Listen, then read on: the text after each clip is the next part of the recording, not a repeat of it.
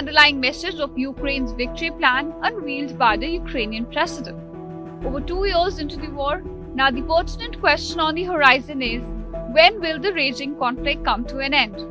Well, Ukraine's recent gain in its 45-day-old Kursk invasion have given some hope to the war-torn country. A country marred by war fatigue, depleting resources, and mounting loss of human life is now outlining a path for peace. Цього місяця запланована наша зустріч з президентом Байденом. Я представлю йому план перемоги, систему взаємопов'язаних рішень, завдяки яким Україна отримує достатню силу, достатньо, щоб поставити цю війну на курс до миру. So what is Zelensky's much-awaited victory plan? While much has not been said about the plan as of now, it is being defined by what it does not want than what it does.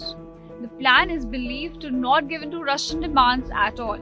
And with this plan, Zelensky is looking to achieve sustainable peace for not just Ukraine, but all of Europe.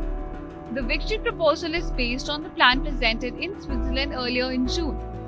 The Switzerland Peace Summit was marked by the absence of another party in the war, Russia, which labeled the event as meaningless.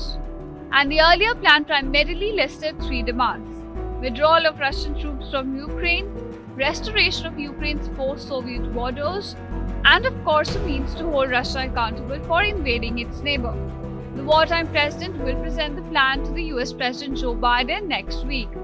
This is when he will be attending the United Nations Security Council and General Assembly sessions. But a major roadblock remains: Russia. Moscow still has hold over 20% of Ukraine's territory, and it is still advancing into the eastern part of the country. Zelensky says he aims to host another international peace summit to which Russia will be invited in November. Now, the strategy is to use Ukraine's gains in the Kursk region to bring Russia on the table. But Moscow too has some demands. It wants Ukraine to drop its NATO ambitions and hand over entirety of 4 provinces claimed by Moscow. This includes Donetsk, Kherson, Luhansk and Zaporizhzhia. Уверен, что и эта провокация провалится. Ну и возникнет после этого, мне кажется, возникнет и желание действительно, не на словах, а на деле, переходить к мирным переговорам и решать эти вопросы мирными средствами. Мы никогда от этого не отказывались. Ukraine has called these demands absurd and is not likely to give up at all.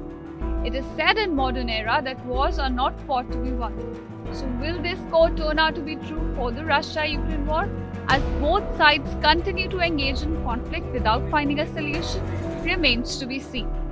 Bureau Report, India Today Global.